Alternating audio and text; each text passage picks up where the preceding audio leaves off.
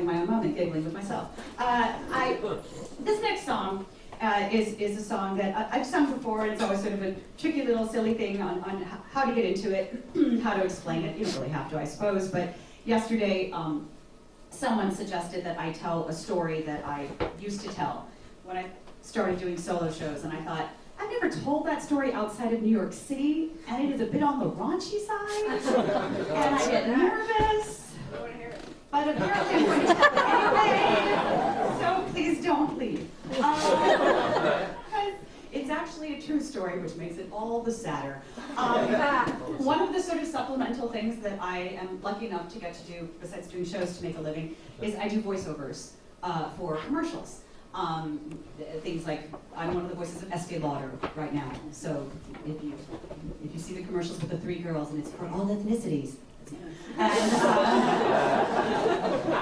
it's true. And apparently, I was the first person to say period on national television, as in, oh wait, what was it? It was, don't you wish you always felt this comfortable, even when you're having your period? Thank you very much. Yes. Oh yeah. Really something to take to the bank. And then, once upon a time, I got a phone call from my agent saying, okay, we have this job for you. It's just a straight up offer. You don't have to audition. I think you'll be okay with it, but I just want to fax you some copy just to make sure you're cool with it. I was like, oh, okay. And he faxed it to me, and I was living with my parents at the time, and I'm standing there, and it comes out of my parents' fax machine. I was like, oh, good God, oh no, what's happening? It's, they were promos, and promos are things like, coming up next on A Baby Story, that's a promo, like the coming up next sort of stuff are called promos. These were promos for the Spice Channel, which I don't think exists anymore, and that might be with good reason. But I learned at the time there were 2 levels of the Spice Channel. Unbelievable.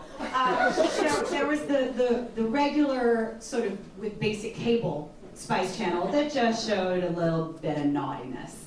And then there was the charged by the hour version of the Spice Channel, which showed everything. And so for about 2 months, I recorded the voiceover promos for the pay-by-the-hour Spice Channel because I just bought a new apartment and I didn't have a television and I needed things.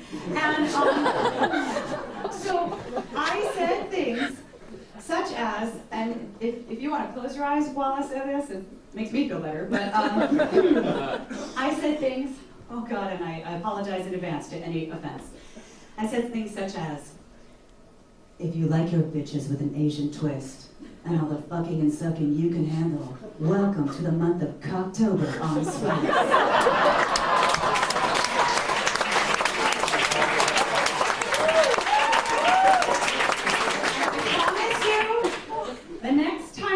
October comes around, you're going to be like, oh, happy, oh my God, it's October, oh my God. It stays with you. Yeah, so I did that, but I don't do it anymore. I got a TV though, so that was nice. And therein is the porn story, which I used to tell that story before a song that I sang that was about a hooker. And because apparently I like that. And on the liner notes for my solo album, I said, if you want to hear the porn story, you have to see me in concert. And then I would do shows, like I was in Wicked for a while, and little girls would come up to me like, will you tell me the porn story? No! I'm mad.